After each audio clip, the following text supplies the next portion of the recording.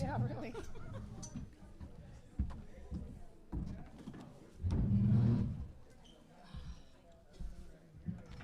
Just in case I need that swap. Got it. All right. Oh my. Everybody set?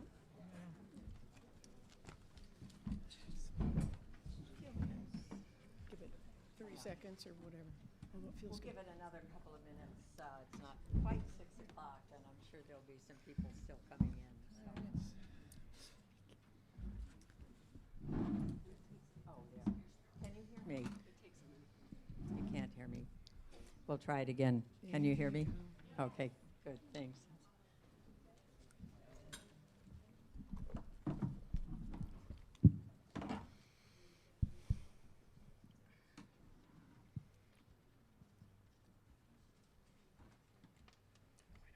He's not the least bit nervous up here. All right.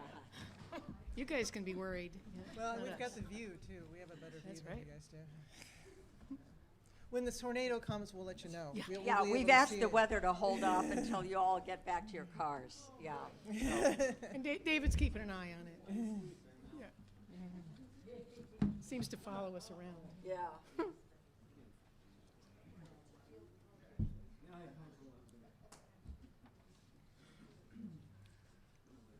I think we'll get started. Welcome and good evening. Before we begin the forum, I would like to welcome those of you attending in person, and thank you for coming out on an unpredictable night weather-wise. I would also like to thank those of you who are following the forum via live streaming, thanks to the NMU's audiovisual team for their help getting this out on YouTube. It's also being recorded and will be posted on the League of Women Voters of Marquette County website and the Facebook page, so you'll have a chance to see it again. My name is Pri Burnham. I'm Vice President for Voter Services for the League of Women Voters of Marquette County and spokesperson for the League. Tonight's candidate forum features 3 of the 4 candidates running in the August 2nd primary. That's for the 109th Michigan House District.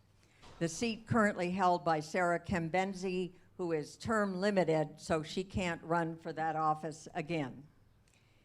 All 4 candidates were invited to participate in tonight's forum. 3 agreed and 1 declined, but our protocol allows us to proceed with, we call it an empty chair, but allows us to proceed with those who did agree to participate. But we want to make sure you understand that all 4 were given the opportunity to participate and were invited to participate. The winners of each party's primary in the August 2nd election will move on to run against one another for the seat in the November general election. That's November 8th.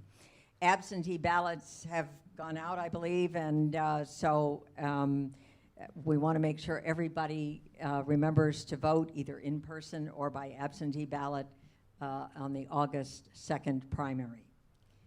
Little background, the Michigan House is one of the 2 legislative chambers in Lansing, along with the Michigan Senate. It deals with state policy, taxes, budget, all of the issues that impact us. So this is a very important race.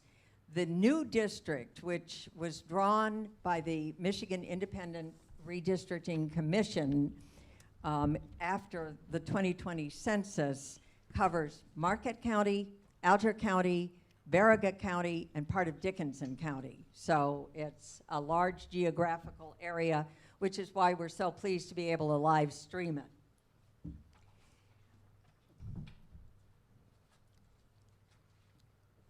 The current Marquette League of Women Voters has been running candidate forums since 2017, but the League itself has been in existence for over 100 years. The League works to preserve, protect, and promote voting rights and civic engagement. You'll see our mission statement on the t-shirts worn by tonight's volunteers: empowering voters, defending democracy. Empowering voters means giving the public access to nonpartisan, reliable information about elections and providing voters with the opportunity to hear directly from the candidates themselves. We do this through our online voters guide, Vote 411, which some of you may be familiar with, where you can see what and who is on your ballot and read the candidates' answers to questions put to them in their own words. We also do this through the candidate forums like this one, where the public has a chance to ask questions and hear the candidates' unfiltered answers. I'll explain briefly how the audience can participate in tonight's forum, and then our moderator, Joe Foley, will explain the rules for the candidates and the format and the protocols. We would ask that all cell phones and pagers be turned off. We ask that the audience not take photographs or recordings during the forum itself. No recordings may be used in or for campaign material or advertising. Candidates may not use the League of Women Voters logo or the name in any way or in any medium for their own purposes. This is to protect the League of Women Voters' strict neutrality policy. The League is and will remain nonpartisan. We never support or oppose a candidate or a party. No campaign clothing, buttons, paraphernalia may be permitted until after the forum. There are tables in the corner, in the back, and in the other corner with the candidates' campaign material. It's covered, but after the forum, the candidates are free to mingle with the audience, and you're free to go and stop at the tables and pick up campaign material. We want to provide the maximum time for questions, so please hold your applause till the end of the forum rather than after the candidates answer questions. Hopefully you've all received cards and pens, and you know that you're able to write a question and just hold it up, and one of our pages will pick it up, get it to our screeners. The screeners are there basically to make sure the questions are legible and that they aren't duplicative. They may condense some questions into one question, and to make sure they're not offensive. We want this to be respectful. This is not a debate. The candidates will have a chance to just give their answers. There won't be repartee between them, and we ask the audience to be respectful as well. So, you may have also received a survey form. It would help us greatly if you will drop your survey forms with your pens and pencils in one of the baskets. Now I will turn it over to our moderator tonight, Joe Foley, Executive Vice President of the League of Women Voters of Marquette County. Thank you. Thank you, Pri. And welcome from me as well. As Pri said, I'm Joe Foley, Executive Vice President of the Marquette League of Women Voters. I'm also the convener. And I'm also the coordinator of candidate forums and the moderator tonight. A lot of hats that I can wear. As you know, tonight's candidates are running in the primary election for representative of the Michigan House 109th District. We have two Democratic candidates, Joe Bugren and Jen Hill. The Republican candidates are Melody Wagner, who is here with us tonight, and Ron Gray, who declined to participate. Pri has already explained our empty chair policy, so we can continue this forum. The format for this evening has been established by the League of Women Voters Marquette County under the guidelines of the state and U.S. leagues. Each candidate will have 1 minute for an opening statement, 2 minutes for each question, and 2 minutes for a closing statement. Earlier this evening, our candidates drew numbers for the order in which they will make their opening statements and answer questions. The candidate answering first will rotate in sequence. The candidates will be answering written questions submitted by the audience, and also we have been soliciting questions from the whole district over the last few weeks, so we have advanced questions. All of them will go through our screeners, as Pri said. Just so you know, for the questions that came in tonight, we do sometimes condense them, like on the same topic, we have 3 or 4 questions, so we condense them into one question so we can cover topics. So even if it's a topic you turned a question in, it may not be in your wording. Hope that's okay with you. We will use as many questions as we can from the audience as time allows. Each candidate will have the opportunity to respond to each question. A clock will be used to display the time remaining.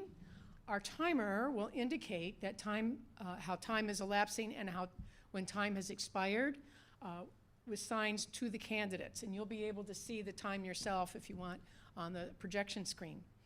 At the red sign at the stop, the speaker must end their response. I will then move the question to the next candidate. Candidates are asked to respond only to the questions asked by the moderator. Please be respectful, and active debate and rebuttal is not allowed. The views expressed and candidate statements provided in this forum are those of the candidates, and the League takes no responsibility for their accuracy. The League does recommend that listeners fact-check any information themselves. And I'll remind you that there should be no comments or applause from the audience, no photos or video recording from the audience, and phones should be turned off. You may notice there's a couple official photographers from the League, and they may be taking a few photos, but those are the only ones that we're allowing tonight. So we will now begin the real part of the whole forum. We welcome this evening's candidates, Joe Bugren, Jen Hill, and Melody Wagner. They are in the order that they will be speaking. So, as determined by lot, we will begin with opening statements, starting with candidate Wagner. And you have the floor for 1 minute. Hi, thank you League of Women Voters. Thank you Marquette Township, NMU, and anyone else that's had a part in having this. I'm proud and honored to be here. It's exciting to be here. I'm a long-term candidate. I've come up a little short in 2018 and 2020 as a Republican nominee, losing to Sarah Cambenzi both times. I had almost 20,000 votes in 2020. I ran a clean campaign, I managed my own campaign, and I financed all of my own campaigns so far. I have just started to take donations this year. I'm still managing my own campaign. If you see anything negative out there, please get a hold of me, 906-236-5741. I appreciate it, and thank you. Candidate Bugren, you now have the floor for 1 minute. Thank you. I'd like to thank the League for hosting this event and also applaud them on their great efforts on the Promote the Vote initiative, which I very strongly support. I'm running to preserve the only blue seat in either chamber of the Michigan legislature north of Saginaw. I'm born and raised here. I've never voted anywhere outside of this district. I've never owned property anywhere outside of this district. I'm a 32-year military veteran. I served 10 years as an enlisted submariner, 22 as an officer. I've commanded a Navy base. I've commanded a National Security Agency field station. I performed combat operations in the Balkans, Afghanistan, and Iraq. The day I retired, I moved back to my hometown of Gwin, and I've been there since. I've served on the Gwin Board of Education. I'm currently the township supervisor at Forsyth Township and an active volunteer firefighter. I am tested and proven, and I believe I'm the best prepared candidate to represent this district's priorities, its culture, and its needs. Thank you. Candidate Hill, you now have the floor. Thank you. And also thank you to the NMU and the League and everyone who's here and everyone who's watching. For the past 3 decades, I've worked at the intersection of economic development, sustainability, and nonprofit leadership. For the past 8 years, I've fought for UP consumers. As we all know, we pay the highest electric rates in the lower 48, in both my job and on a statewide board. And for the past 5 years, I've had the honor of serving on the Marquette City Commission. I'm running for state representative to solve problems and to build a more resilient central UP where everyone can get ahead, to fight for our shared values, the dignity of a hard day's work, and the right to be treated with respect. Just as I've done in every chapter of my life, I will show up, listen, ask the tough questions, and work hard for you. That concludes opening statements. We will now proceed with the question segment. Each candidate will have 2 minutes to respond to each question. We'll begin with candidate Bugren. My last name is actually pronounced Bogren. I am so That's sorry. all right. Candidate Bogren. The question is, what are the 109th District's biggest challenges in the next 2 years? Wow, that's a hard one to start with. There are a lot of challenges presenting us, and I think that many of them are not restrictive to our district. They exist everywhere. We have young people who are unable to stay here. There is an absolute lack of affordable housing. There is an absolute burden on young people's families in the healthcare realm. You know, I grew up in a time where your mortgage was the biggest expense you ever had. Your car was probably second. Healthcare was way down the list because most people had an umbrella, whether it was an umbrella provided by collective bargaining or just a factor of whatever place of work they had. That is a huge issue, and it is one that every place I go, people are concerned about. They say, how will my children and my children's children ever be able to live here? We need to tackle those kind of issues. We also need to work at on the what's next level on some things. You know, we have a very robust tourist industry in the area.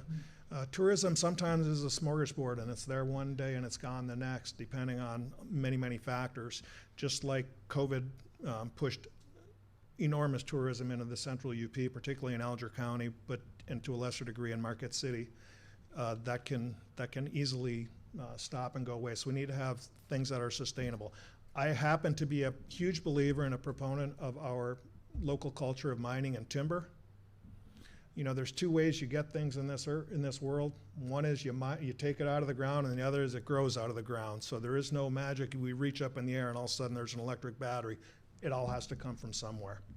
So those are the kind of things that I think about as far as priorities for our district in the next 2 years. Candidate Hill, you now have the floor. Thank you. Again, the question was, what are the biggest challenges for the district in the next 2 years? Housing, obviously, and the question of how we untie this knot. When it costs $300 a square foot to build any kind of home here, how are we going to take that apart? I look forward to working together. I think this is a regional issue. We're going to have to come together and look at this with the different communities have different strengths or different needs in what they need for housing, and if we can work together, I think we can find solutions. It's going to take time, and there's resources that are sitting in Lansing in the supplemental budget that I think we can work hard to make sure come back here to the UP.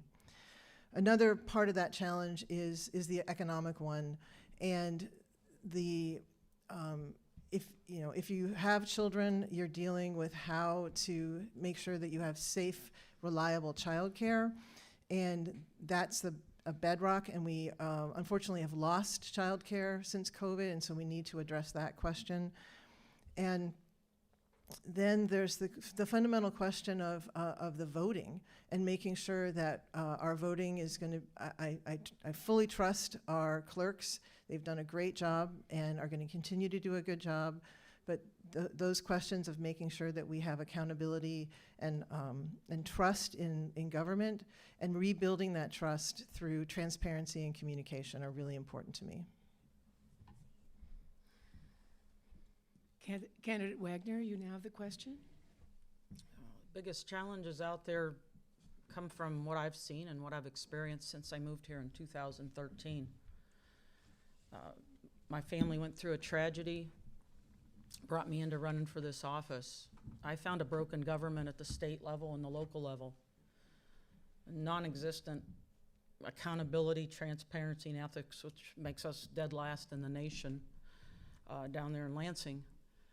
When I found this unoperating and unresponsible, I started to deal with the local level in trying to get justice, and I didn't find it there either. There's many people that I've got apologies from. They weren't doing their job. They were just in it to get a paycheck. So the last couple years here, I've been substitute teaching, and that is a huge issue. Our education, trying to get teachers in the schools, trying to get substitute teachers. We have lowered the standards temporarily just to get substitute teachers in there. The schools can actually employ down to a custodian I'm not saying nothing bad about these hard workers, but they didn't sign up for that. Somebody out of the kitchen to go in there and cover your kids. And the biggest complaint from our teachers, they cannot retire fast enough or get out of that. Substitutes don't even want to stand up at least once every couple days. I hear about it. So our behavioral issues in the school are a huge problem. And we have got to invest in our children's future. We've got to teach them to work. I've worked my whole life, and I'm working now 2 jobs. We've got to teach our kids to work and to properly respect people, and we've got to fix our broken government. Thank you. We'll now go to the second question, and that goes to candidate Hill. The Michigan legislature is poised to pass a bill prohibiting municipalities from managing short-term rentals. Should the short-term home rentals be regulated by the state or by local communities, and why? Short-term rentals should be managed by local government.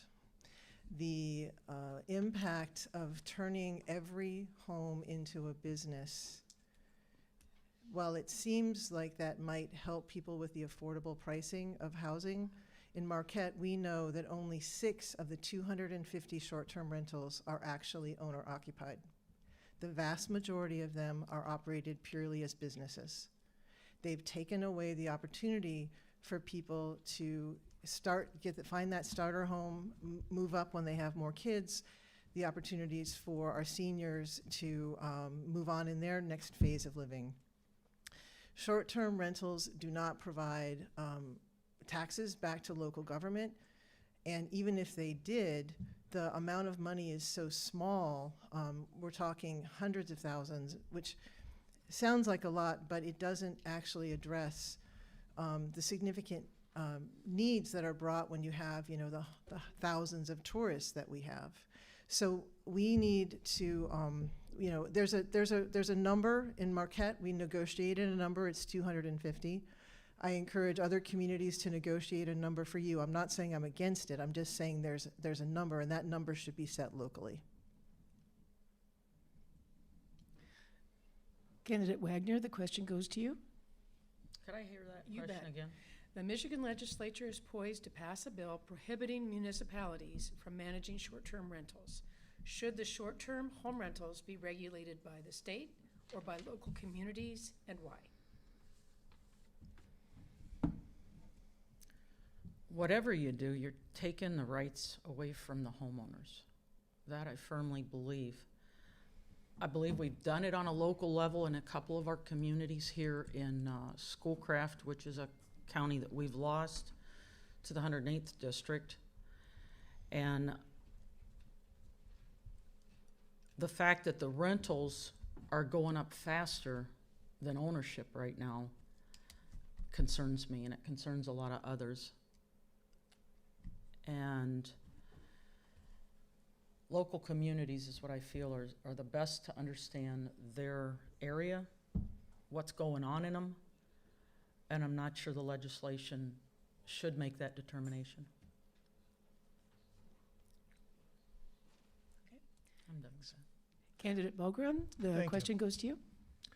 I believe that this is a two-pronged issue. I am a supporter of a state framework, specifically from the taxation standpoint. And of the $8 million generated, and I'll stick strictly to the central UP area, last year from short-term rentals, about $500,000 of that came back to local government.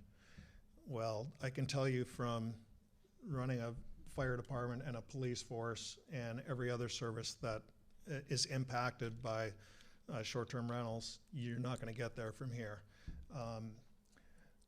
One of the issues is if you read the local ordinances that exist across the UP right now on this issue, they are so widely divergent as to dictate, where people elect to live almost.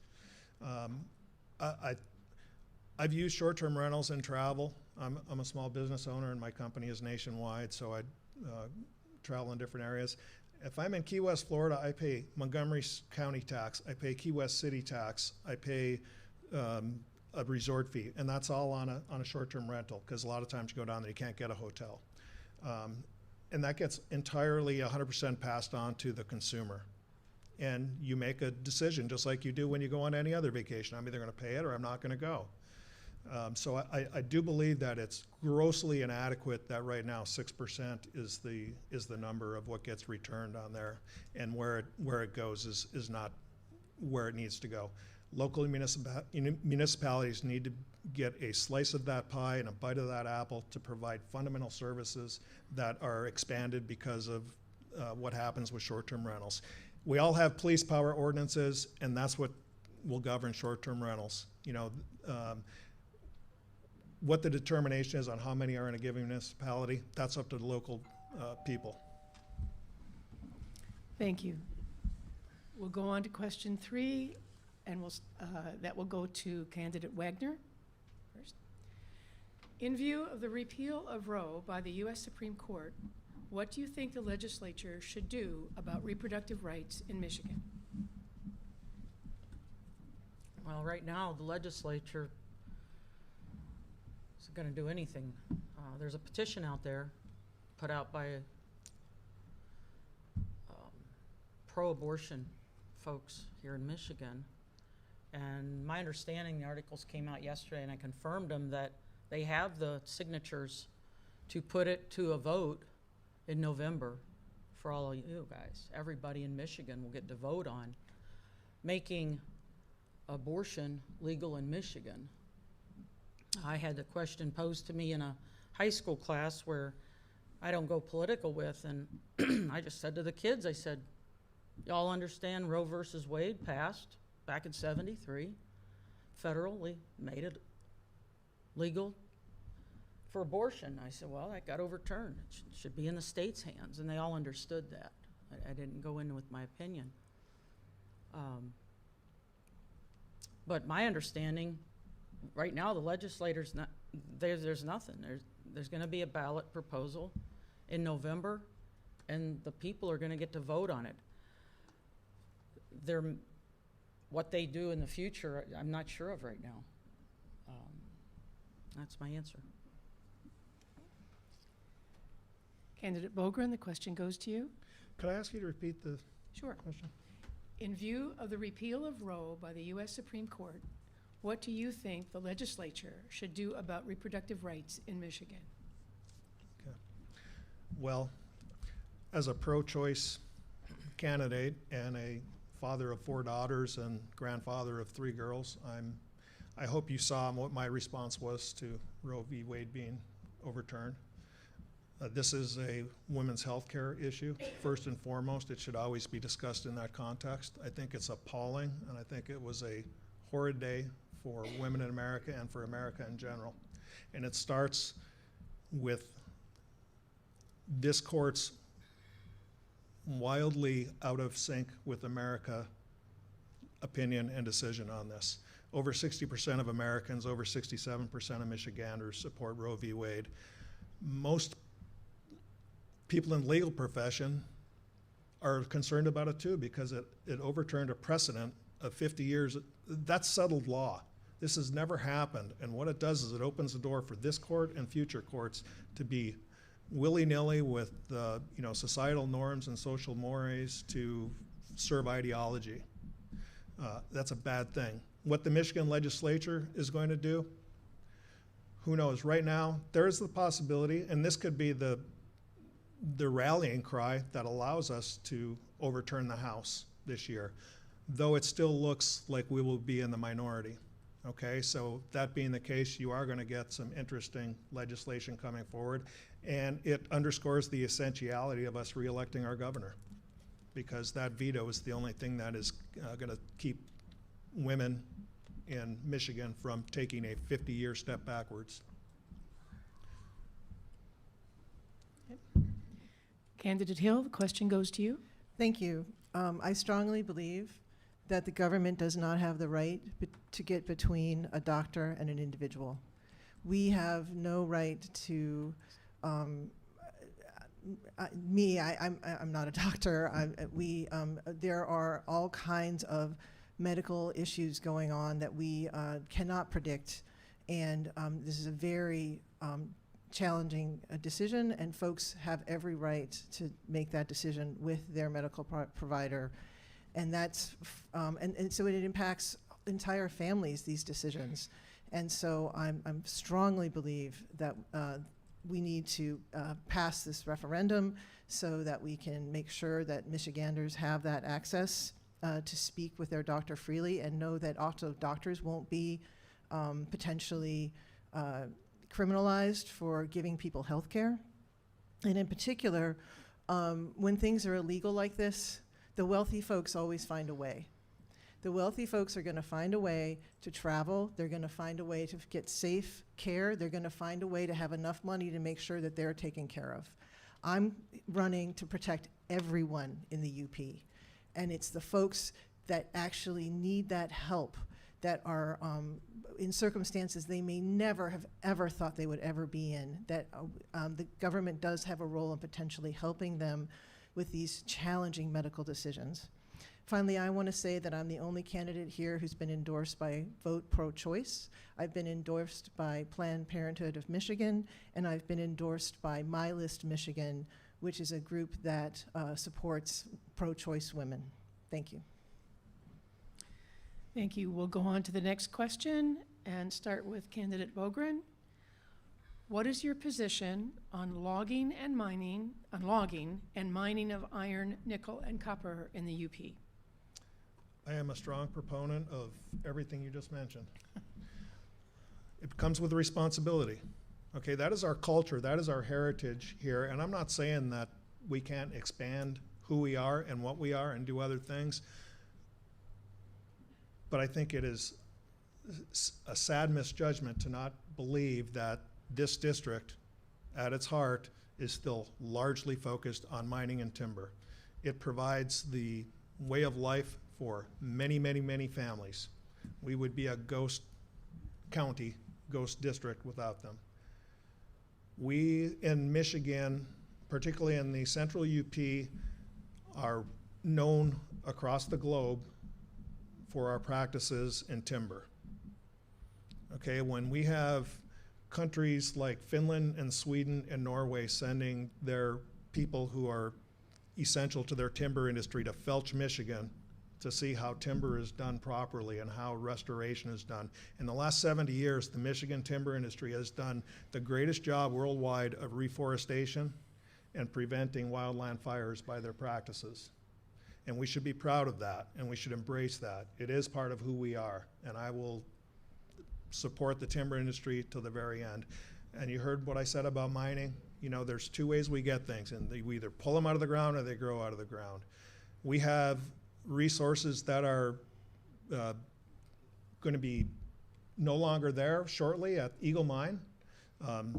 Cliffs will be around for a long time. There are other mining facilities that are under development now in the UP, and it is a skill set that our people have. It's a skill set that has been passed on for generations to our people, and our young people still have it as well. So I am a proponent of both mining and timber.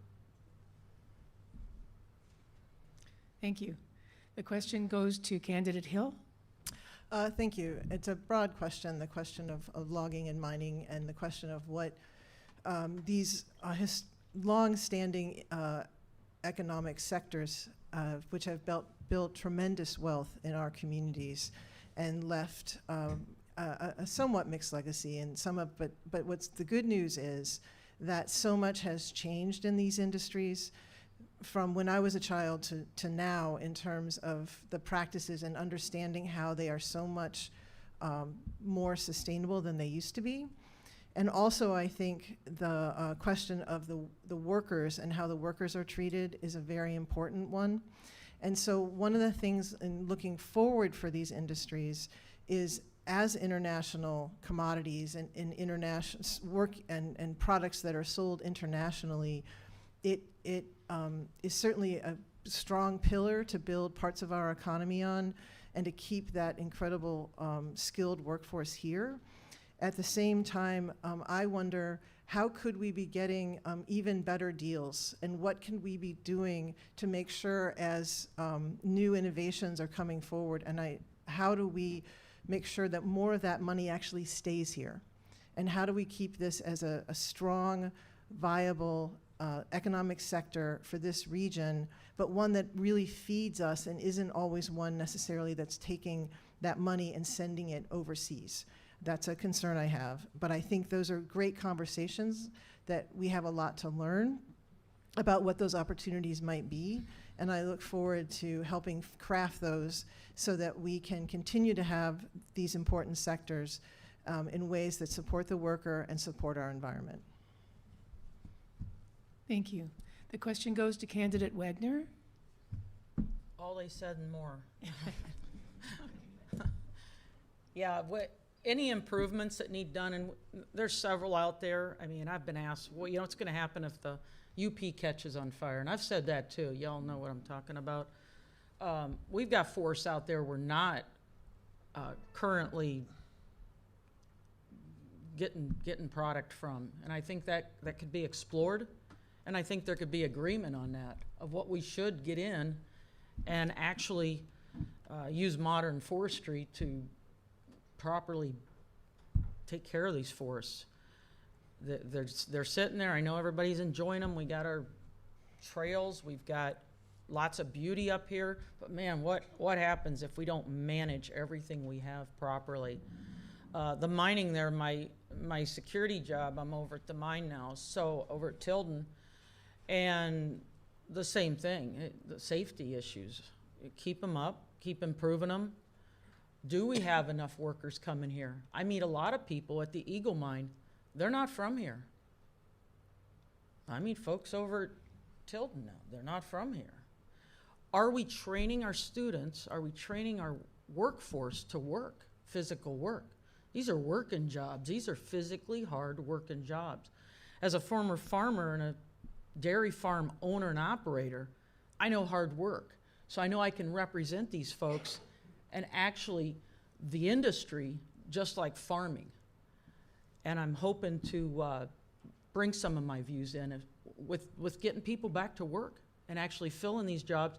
And any mines we do need to open in the future here, let's make sure we've got our workforce, and let's tell our kids it's okay to work when you graduate from high school.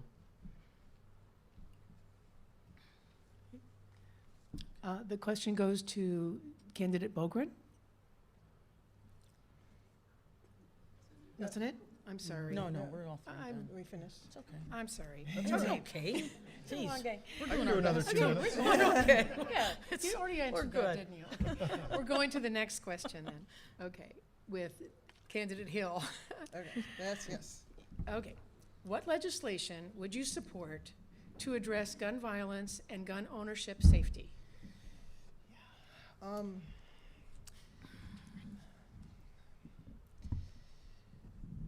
Recent events have made this question even more important. I think it's important to start with the idea that what we want is for guns to be kept from those who intend harm, whether that's to themselves or to others. And so, in particular, a safe storage law is very important in order to keep guns out of hands that are too young or, unfortunately, too dangerous.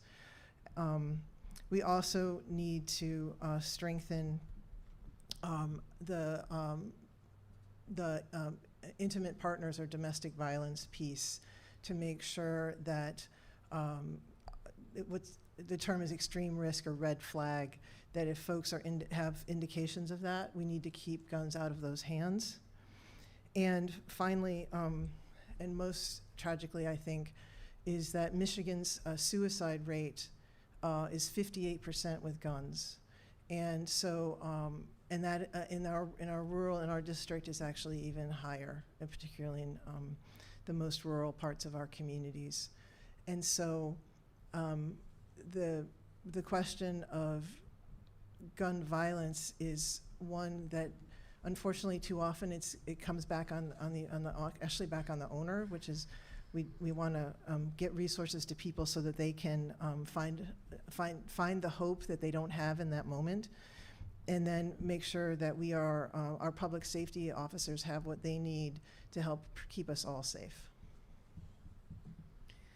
Thank you. The question goes to candidate Wagner. Could you repeat the question? Sure. What legislation would you support to address gun violence and gun ownership safety?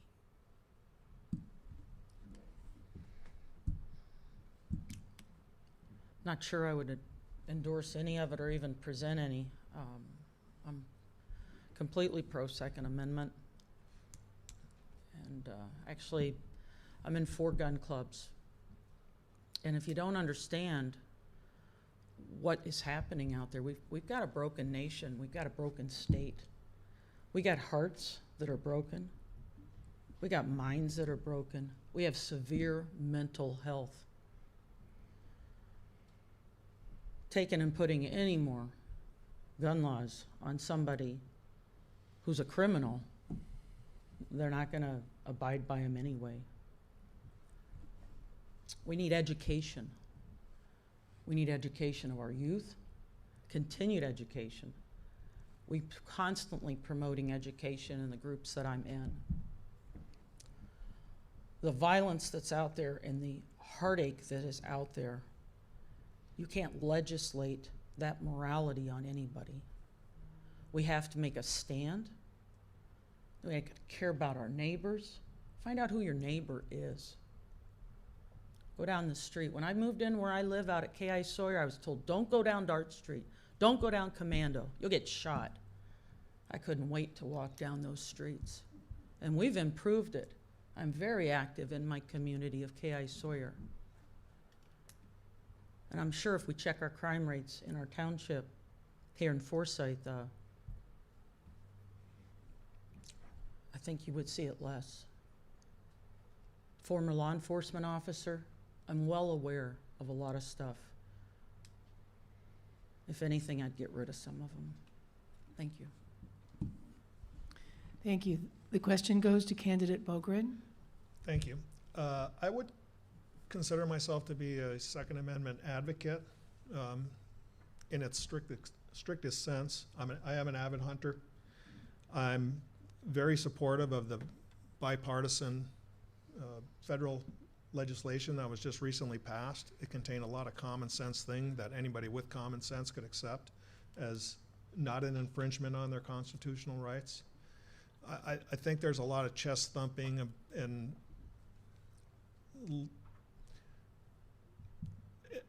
assertions that you're being trampled on. And I will tell you, during the course of my life, I've made, as a hobby, reading much of the works of our founding fathers, read their letters to mothers, to relatives, to things, and while in the context of today, there may be some huge moral shortcomings among how those people lived at that time, they were to a person very thoughtful, very concerned about their fellow man, and I believe that if they were sitting in this room right now, they would be appalled at the way their works have been bastardized and the things that they truly believed in changed to meet a narrative that is being force-fed down America's throat about the Second Amendment. I'm not coming after your gun. I am coming after the unfettered ability for anybody to have access to one. Thank you. Thank you. We'll go on to the next question. First to candidate Wagner. What state policies do you advocate regarding elections and voting rights?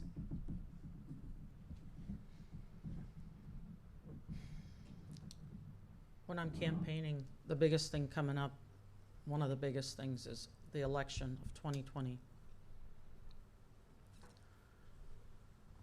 It's not a presidential election, and I'm thankful of that. Folks didn't realize when Proposal 3 passed, Proposal 2, forgive me, of any time absentee voting. They didn't understand that. A lot still don't understand. And that opened up a number of ballots coming in that we didn't know what to do with.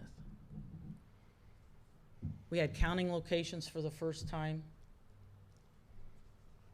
and things got out of hand with people not understanding what happened. 2/3 of the vote was absentee mail-in voting. It's here to stay. Mail-in voting's here to stay. That's a good thing. We just got to take some time and perfect it. By far, we have got to have photo ID. I had to go out the car at a blood drive at the school, teaching high school, to go get my photo ID to give whole blood. Photo ID. Second that we need to have is make sure when these ballots are opened up that are mailed in, that we confirm signatures. Signatures have to be verified. And the third thing, there's two laws up. I'm not going to get to them. The one is our clerks, there's a bill up that they'll be able to take deceased people off of the voting file that is messed up. And there's another one, and I'm not going to get it out. Thank you. Thank you. The question goes to candidate Bogren. Well, I will tell you that in the 25 of my 32 years that I was stationed overseas, I've cast an absentee ballot from every continent except for Antarctica. I've never had to show a photo ID to do it. I sent in a federal postcard application, and by God, my ballot showed up, whether I was in Edsel, Scotland, or Bahrain in the Gulf, and I was able to cast my vote, and my vote was counted. My vote was true, and I never for a second thought that it wasn't or that it was disregarded. I am a huge proponent of this. Every person who is eligible to vote should have the ability to vote regardless of circumstance, and you should not have to specifically go to a poll. I prefer to go to the poll if I'm around, perhaps because I'm a locally elected official. But our system has been proven, has been certified. I will tell you that while I don't agree with many positions of Senator McBroom, our senator in our district, I do know him to be a man of intense ethics, and his reward for going to our state house and saying our vote was true, our vote was legitimate, was he's being primaried by two people who are disciples of the person who nationally would like to have voided a presidential election. We need to widen, not narrow, the ability to vote in this country. Thank you. Thank you. The question goes to candidate Hill. And democracy depends on one person, one vote. And we need to make sure that that person has the ballot in front of them, has the information they need, and has the ability to get it back. And we can, the referendum passed overwhelmingly, and we've had participation only go up since that time because people want to vote. I strongly believe that, and want to know that their vote will be counted. And I wait for the ballots to come in actually at the county courthouse in Marquette for my 2 city commissions and races. And I've seen the folks come in to that beautiful old building, hand carrying the ballots from the townships all across Marquette County. A lot of them bring their grandkids with them, and they let the kid hands the packet of ballots to the county clerk. It's a really meaningful moment where we, as Michiganders, are each getting our voices heard about very important topics in front of us.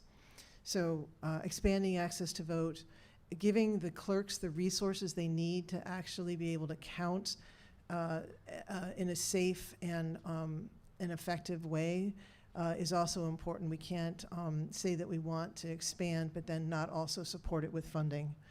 So I would be very much in support of also making sure that our clerks who are traveling great distances have what they need. Thank you. Thank you. We'll go on to the next question, and this will go to candidate Bogren. I'm so sorry.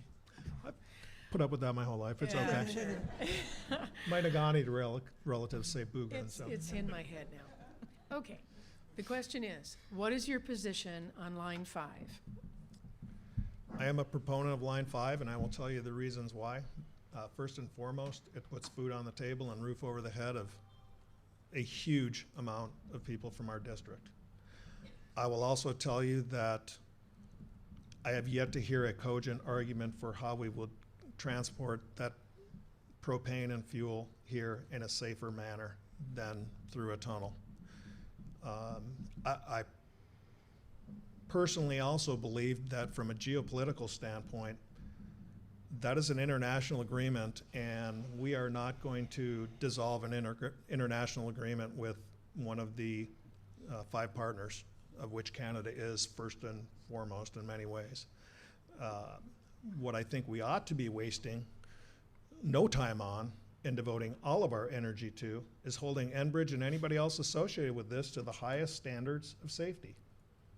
And we should not be holding up the new tunnel. We should be trying to move it forward so that the existing one that is has the greater potential to have issues is no longer the option.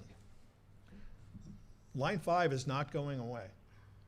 And I think we don't want it to go away in many regards, because there is, last summer in a span of about 4 weeks, there were 3 spills of overland petroleum haulers in the UP. Okay, the ability of the technical ability to ensure that there is not a tremendous spill exists. I want us to go forward and to put our energy into making it safe. And I will tell you, if you think that a whole lot of gasoline didn't get dumped in Lake Superior during 50 years of an Air Force base here, that water does have capacity to withstand. Thank you. The question goes to Candidate Hill.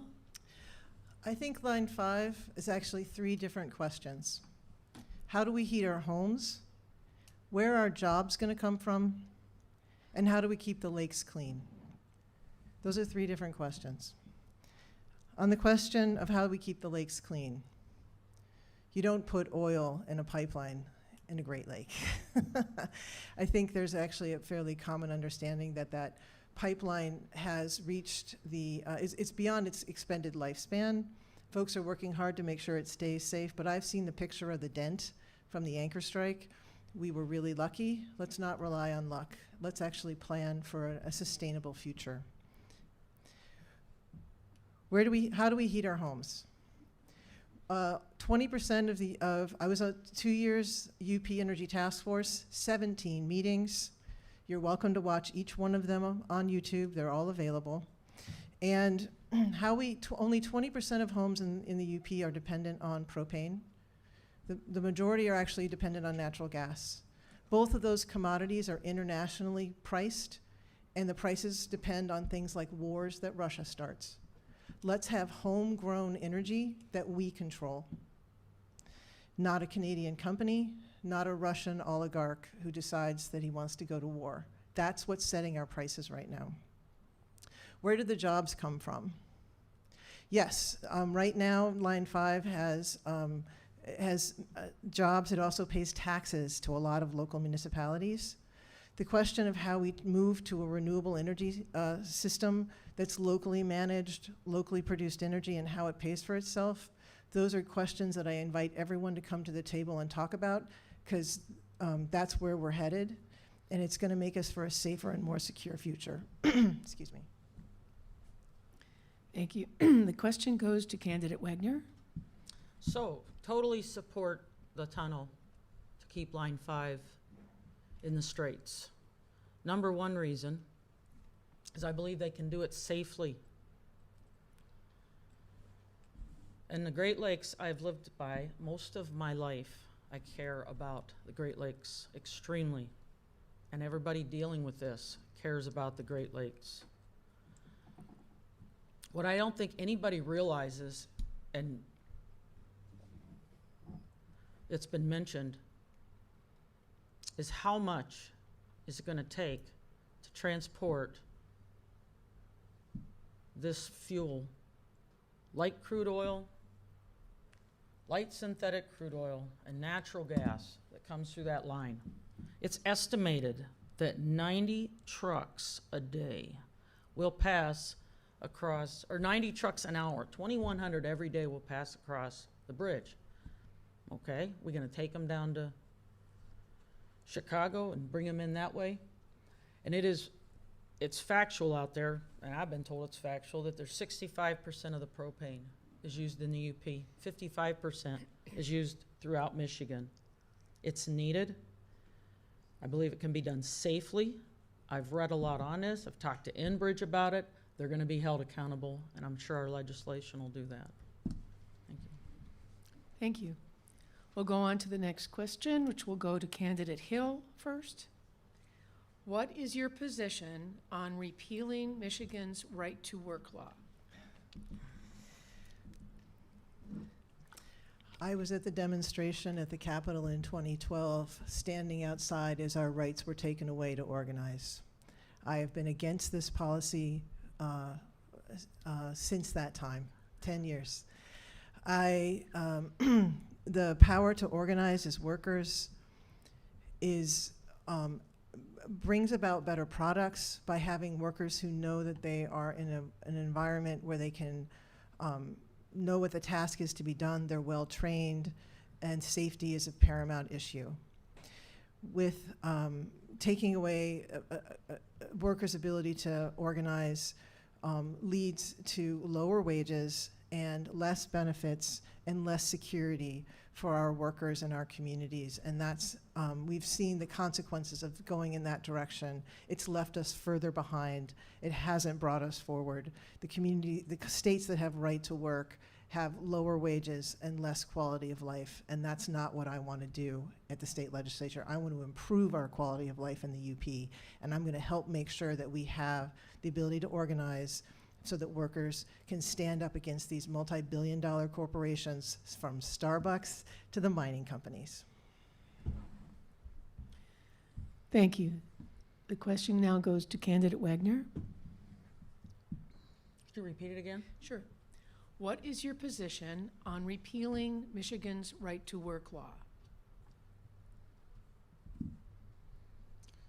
I am not completely confident in Michigan if repealing it is the thing to do. We've got unions, and we got more unions. Sometimes we can't even get workers. They have perfected, in my opinion, the safety and the rights of the worker. Eagle Mine's been open. Their folks make plenty. It's going to be open another 5 years from what I understand. It's not union up at Eagle Mine. Those folks are happy up there. I've heard a lot of problems come out of some of the unions. I'm not sure repealing it is the answer to the problems we have in Michigan, which are extreme in areas where we are dead last. Yeah, we got the highest electric in the lower 48. I got that on my cards. We got programs up here and entitlement programs, like per capita the most, from what I understand. We are not getting people back to work. The jobs are out there. People don't want to work. So repealing it, I don't believe is going to help any. I know a lot of business owners that own their own companies, and they're very responsible. That's where I stand with that. Thank you. Thank you. The question goes to candidate Bogren. Thank you. I am obviously a proponent of repealing the right-to-work law. I have tremendous support from labor, from the skilled trades, and also from unions like AFSCME, who have endorsed me. That's municipal employees across the state of Michigan.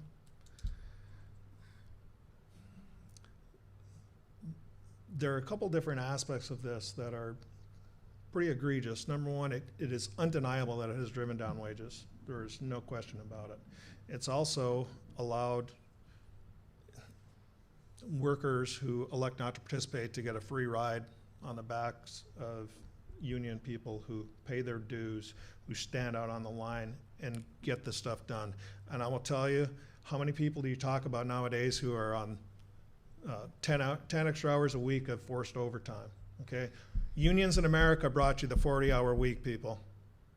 They brought you the weekend. They brought you holidays, okay? It's time for the pendulum to swing back in favor of the worker and in favor of organizations, and in favor of people being able to form up if they see fit to form up. And then they collectively bargain. And that's the way that we can do the things that will allow our people to have a sustainable life, to take care of themselves and those they love, and to be productive members of our society who feel good about themselves at the end of the day because they're not treated like the downtrodden of the world. Unions make that happen.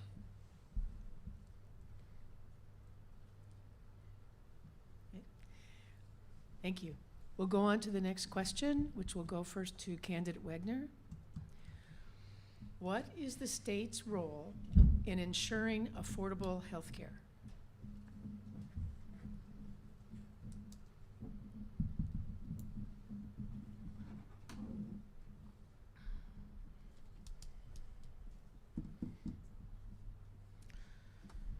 Deal with the obesity that's out there and our poor health. Hold people accountable. Help them to actually work to have good health, number one. We put a big billboard sign up, you see it when you go downstate, and it says, like, epidemic type 2 diabetes. But what are we doing in this COVID that happened? And what I see in the schools, just with our youth, but even the teachers and folks that are still working from home, obesity has taken over. And our healthcare, just in general, the preventive side of it, I would like to see us actually do some preventive. I'd like to see a bill up there that says, guess what?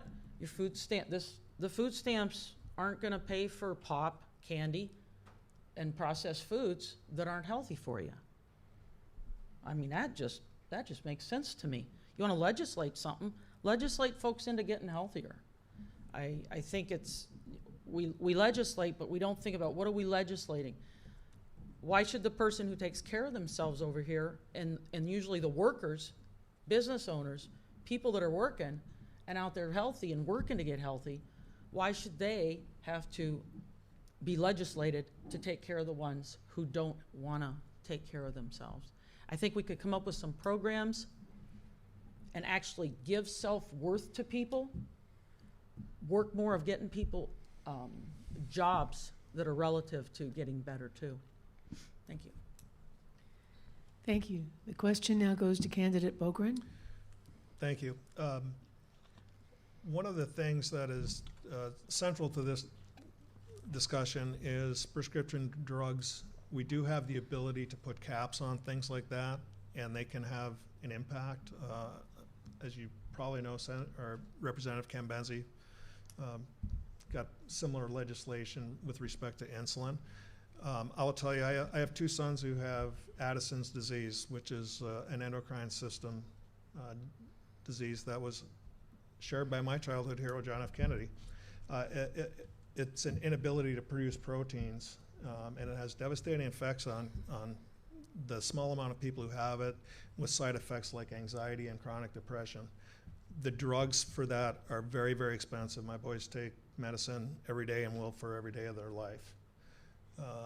It should not, that illness should not prevent them from being able to someday achieve the American dream, which I've always viewed as owning property, if you so choose. It should not bankrupt people.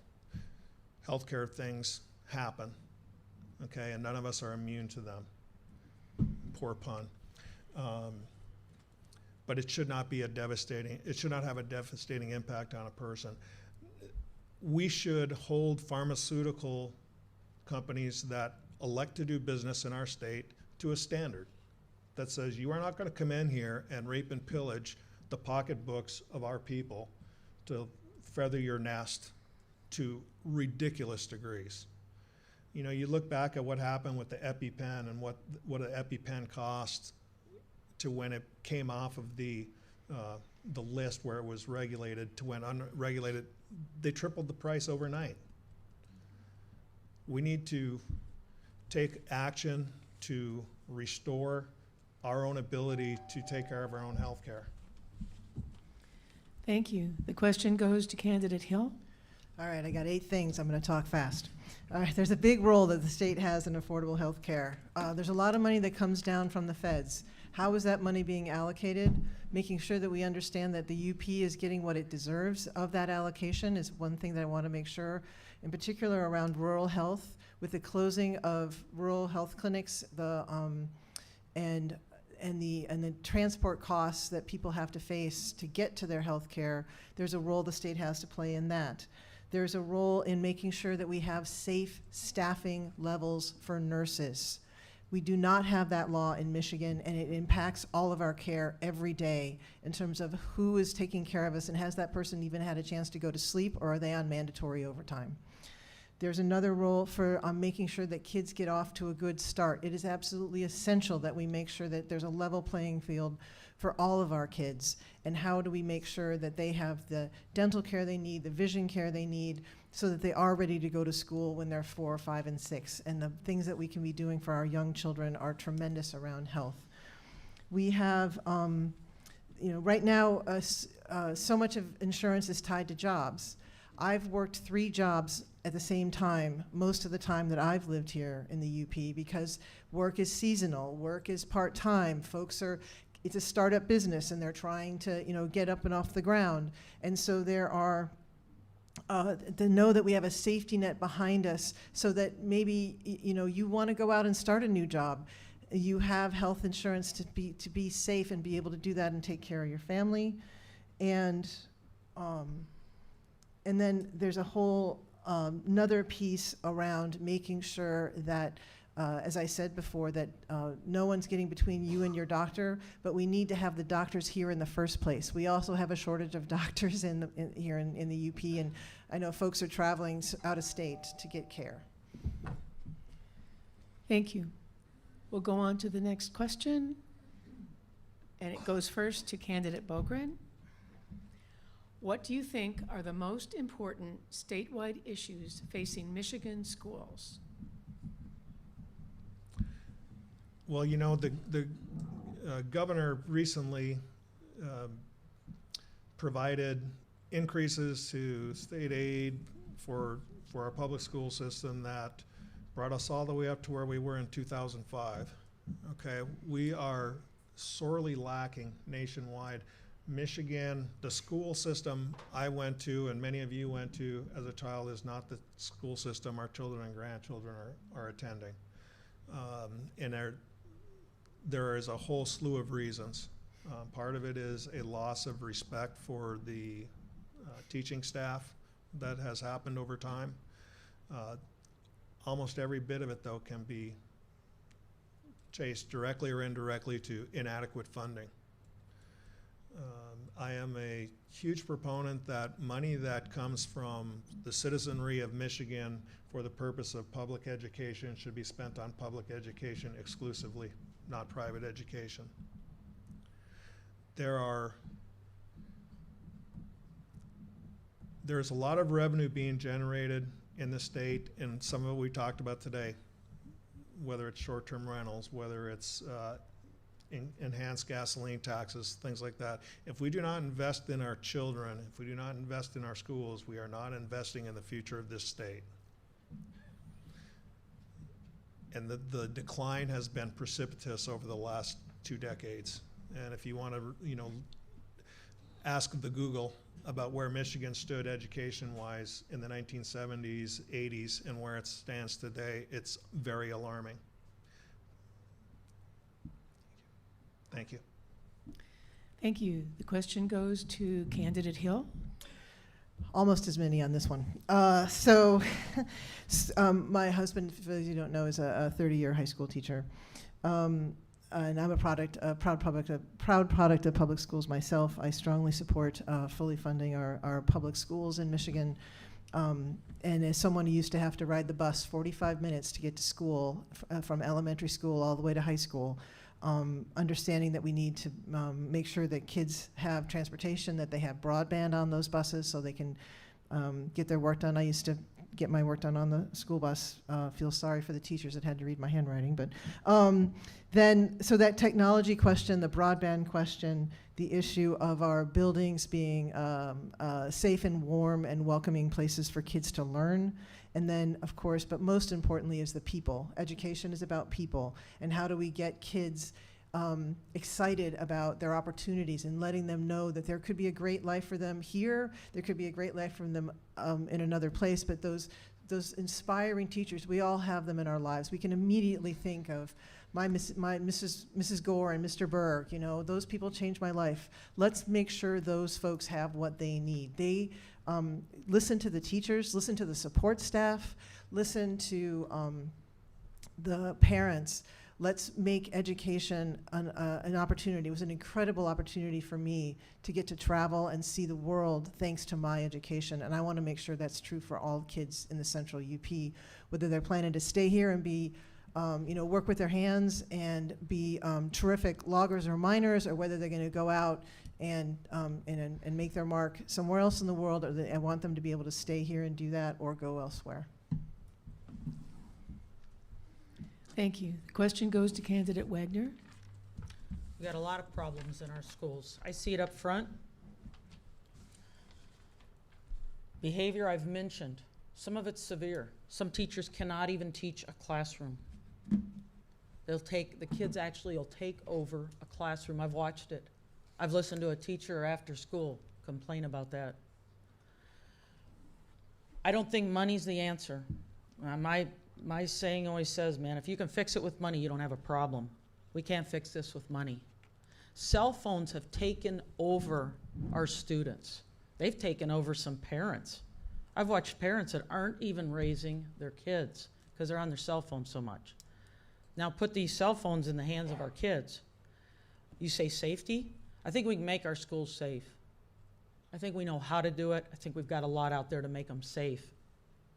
But the behavioral issues that we're putting up with in our schools and not updating our IEPs or our 504s and actually working with the system, get the parents in there and work this system through.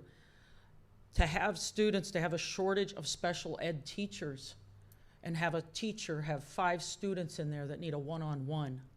This is what's going on in our schools. The other is the air quality. That got me into this with a moldy home and a fraudulent home purchase. I'm real sensitive to mold. I'm real sensitive to improper air quality in our schools.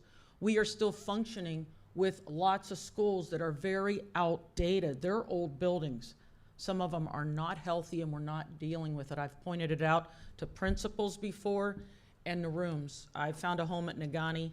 They've got air purifiers in all the rooms. I'd love to see that. We got the district I'm in, Forsyth Township. I'd like to see a K through 12 like yesterday because we're losing so many students to other schools from that district.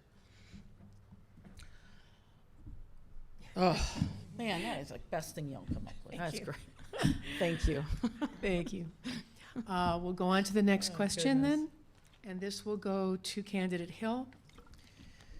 Now that the UP is gaining visibility as a climate haven by people in states more vulnerable to climate change and natural disasters, what are your thoughts on how the UP can prepare for the next great migration? Thank you for the question. The UP's population, as some of you might know, has been the same for 100 years. We've had 300,000 people for 100 years. This has kind of shifted around, right? But it's been the same for 3. It does look like it's going to go up, eh? And what we are going to need to do is think about where that's going to be. And what I'm encouraging is that that we need to work again to work together within our counties and even across counties to think about where we want to actually grow. And I know that's a word that we just haven't had to think about much. But the opportunities that we can have to grow in ways that I think about what a mentor taught me. Can every generation of your family live comfortably in your town? Is there a housing option for the starting family? Is there a housing option for the seniors? Is there a housing option for the young people? And I think that question can help us then answer the question of how do we manage the population that's coming.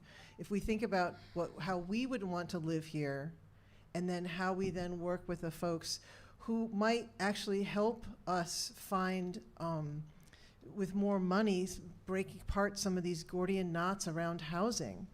And to have different housing options will free up the opportunity for folks to then move around that we've lost after COVID. I think too we want to, and I've run out of time. Thank you. The question now goes to candidate Wagner. Could you repeat that Oh, one? That was sure. a long It's a one. long one.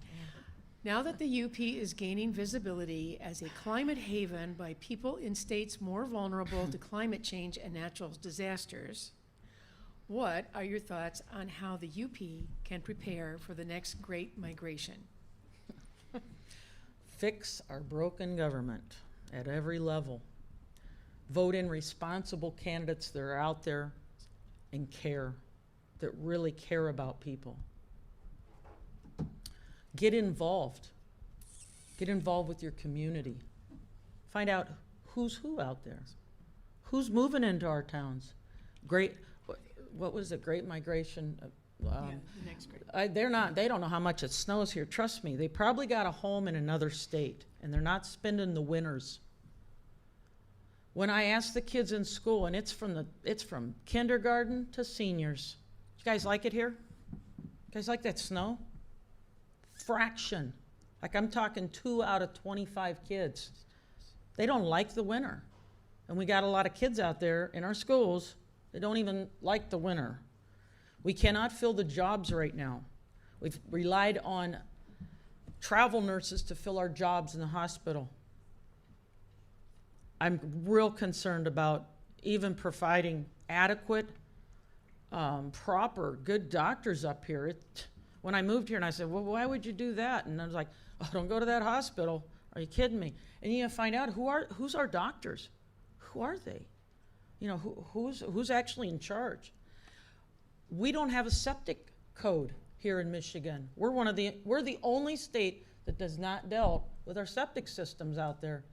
Talk about the Great Lakes and your streams and everything. That's something we got to look into before this massive movement comes in. The other is we're the only state, I'm not against road commissions. There's some good ones out there working. We're the only state with road county commissions. And I mention that because we've got to go to modern programs. We've got to say, oh, that's the way it's always been done. We as a team got to go forward and unite and actually fix some of these problems that have been out there for 100 years. There we go. Thank you. The question now goes to candidate Bogren. Thank you. I don't think there's any question that there is a migration happening in the United States, and we are part of it. I think it was spurred on to be quicker than it would have happened naturally by COVID. You know, you started learning that you could sit around in your underwear and work, and you know, it became pretty trendy, and people would go, I can pick up and move. And you know, I live out in a place that's been on fire for the last 9 months. What's this place? I just saw this Pure Michigan commercial talking about this pristine wonderland called the Upper Peninsula, and people are coming. My concern is that it not be a migration that delivers displacement. And right now, that is what we are set up for, because we do not have affordable housing in our, as urban as we get here. Marquette, to a lesser degree, some of the other smaller, biggish cities in the UP have done nothing to promote affordable housing. When given opportunities, more development has come in that denies stratified housing, where there is something available for every economic strata, an economic level. People that are just starting out are working hard, working multiple jobs. They're not going to be able to afford that $290,000 to $500,000 condo that's being built on the Lake Superior waterfront. Measures can be taken, and they need to be taken now to ensure that as this occurs, it doesn't happen at the cost of our young people. Thank you. Thank you. We are now going to have our last question, and then we'll be going on to closing statements. So this is the last question to our candidates, and we will start with candidate Wagner. The dark store theory in the tax valuation of big box retail stores has decreased municipal revenue drastically across the UP. How would you like to see this problem resolved? I don't think that's the dark store theory, got into that in 16 and followed that pretty close. And understood that Michigan's broke, like they don't want to admit that there was a money issue, and something like 13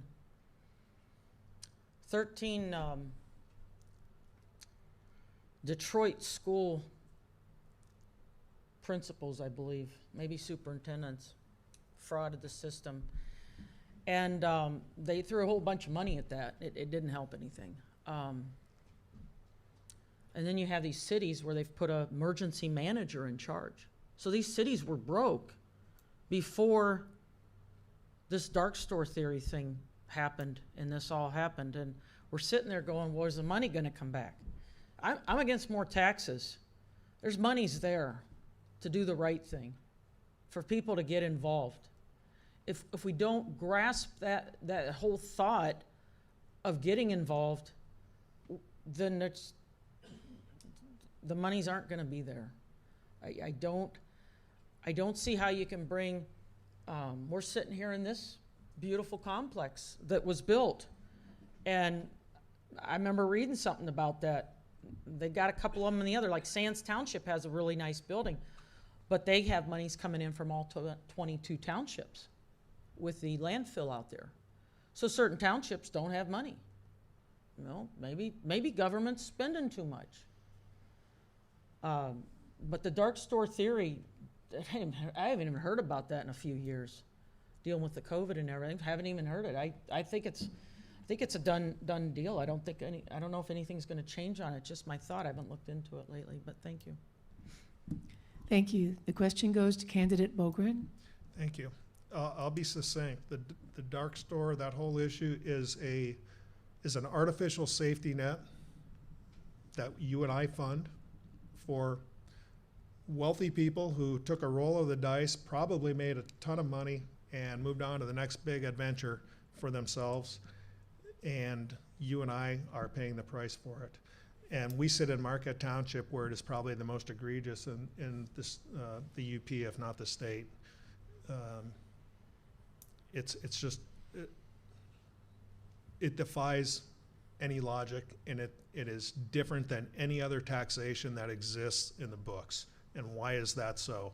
Because money talks. And hopefully we will transition to a tribunal that adjudicates these things, who are not all appointees from a prior administration, and we'll get some sanity in this, because this is an issue that is a revenue killer, and it's hurting people, and it's hurting your ability to have fire service. It's hurting your ability to have EMS and law enforcement, and it's having secondary and tertiary effects that are culturally significant and socially significant to what happens in your communities. Thank you. Thank you. The question goes to candidate Hill. Thank you. As 4 years on the Marquette City Commission, it started with the commercial stores, with retail. The power plant actually came into us and asked that their taxes be reduced. The apartment buildings came in and asked that their taxes be reduced. The hotels have come in and asked for their taxes to be reduced. It wasn't actually just stores. It was pretty much every corporation in City Marquette has come in and asked to have their taxes reduced. And then this tribunal, we had to go then spend our precious time with pay for lawyers to go and negotiate all those settlements, and at best come out, where we didn't lose, we lost less, right? And so as state legislators, we get that you're choosing us to set the guardrails. Know that I'm going to set the guardrails so that corporations are going to pay their fair share. And I've seen the consequences of that in the city of Marquette, where we have had to tighten and tighten and tighten. And no, it's time for folks to pay their fair share, to make sure that we get what we deserve here in the UP, so no one's left behind. Thank you. Thank you. We've now come to the final minutes of the 109th Michigan House District Primary Candidate Forum, when each of our candidates will be given 2 minutes to make a closing statement. And we will be starting with candidate Bogren. You now have the floor. Thank you very much. Thanks again to the League of Women Voters and to everybody here, and all of you who have submitted questions. This is a serious business, and it requires a serious person to be successful. And there is a reason that I am endorsed by our current state representative, Sarah Cambenzi, by former U.S. Congressman Bart Stupak, by Sheriff Greg Zybert, by every county commissioner, Corkin, Nordine, Johnny DePietro, Karen Alholm, who has made an endorsement. They know that I am serious, they know that I will be prepared, and they know that I will be ready to represent you on day one. I ask that the voters take a close look at the true records of each candidate, particularly those in office, their successes, their failures, what they have done, and what they have failed to do for you. Forsyth Township is a solvent, thriving, and growing community. I have not levied any tax that wasn't voted on by the people of that city and municipality. Forsyth Township could take in no summer taxes in 2022, and we could run all services unabated for another 9 months. I am fiscally prudent, aggressive spending when it needs to be done for the betterment of the community. You succeed as a legislator by having the capacity to negotiate and the wisdom to know which hills are worth dying on. I have that perspective. I'm not a bomb thrower, nor am I a capitulator to the other side. I do and will succeed by being prepared and by presenting a forceful, a focused, and a respectful, forward-looking face in any endeavor I do, whether I'm working with my party or the other. I'm 100% confident that I am the Democrat who will preserve this seat, and I'm 100% confident that I am the best prepared and best ready to represent you in Lansing. Thank you very much for your time. Thank you. The next closing statement by candidate Hill. Thank you. Thank you, everyone, again, for the good questions, and it went pretty fast. So, at this time of great change, I'm seeking to be the state representative who will communicate with you and bring transparency and listen to you and work hard for you. It's been quiet for decades, as I said before, and it's now time. We're getting all these new pressures in the central UP, and then on top of that, we've lost our rights as women for health care, and the question of how we protect our environment is now at play as well. These are very important questions that the state government's going to have a role in, and you can know that I will work hard to represent you and to listen to you and stand up for you. Folks in the UP are working harder, but it's getting harder and harder to get by. No matter how much we do, economic security feels out of reach. Parents want better for their kids than they have, but there's a lack of opportunity. Seniors are facing rising costs, especially for healthcare and out-of-pocket expenses. I believe every kid in the UP and every senior deserves the opportunities to have the futures that they are dreaming of. That's what I want to do for the UP. It starts with lowering costs, more money in people's pockets, housing, healthcare, childcare, groceries, energy bills. creating higher paying jobs, investing in education, investing in infrastructure, resilient communities with climate action, water quality, sustainable development, housing, and most of all, respect for each other. I ask for your vote. Let's work together to bring that vision for a better UP to bear. Thank you. Now we'll have a closing statement from candidate Wagner. Most of you don't know me. I've been here about 9 years. To have my life ripped out from under me and figuring I'd be doing one thing and I'm sitting up here, you know, it's just part of me now. Running for office is just part of me. To deal with having people just fight and bicker and back and forth, and it's heartbreaking to want to say, oh, you can't say that, you can't say that. We have a severe mental health crisis.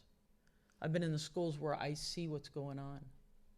I feel that I'm more than apt to handle everything that's there. I might not know everything about it. I haven't lived here my whole life, but I believe almost half of the UP was not born here and was not raised here. A lot of our workers are coming in. So I was raised on a dairy farm where all we did was milk cows. That's what my family's income was. I know real work. I know hard work. I didn't have brothers, and we didn't have hired men. I've been a former police officer. I've been responsible and decorated in that position.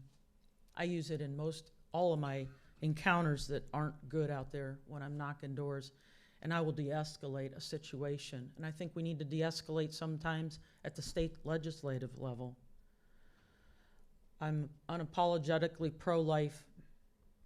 Life begins at conception. I feel the same way about a baby in the womb as I do an elderly person, and the value of their life and the care that they should have. I'm endorsed by Michigan Farm Bureau. We have got to teach our people to garden again. We got lands out there that could be used to grow and sustain ourselves. I hope you get on my site, Melody Wagner for State. I created that myself. Like I said, I manage my own campaign. I'm a real person. Thank you. Thank you. This concludes the formal part of our candidate forum for the 109th Michigan House District primary election. The League of Women Voters of Marquette County would like to thank the candidates and the audience for your participation and the Marquette Charter Township for the use of this site. So thank you so much.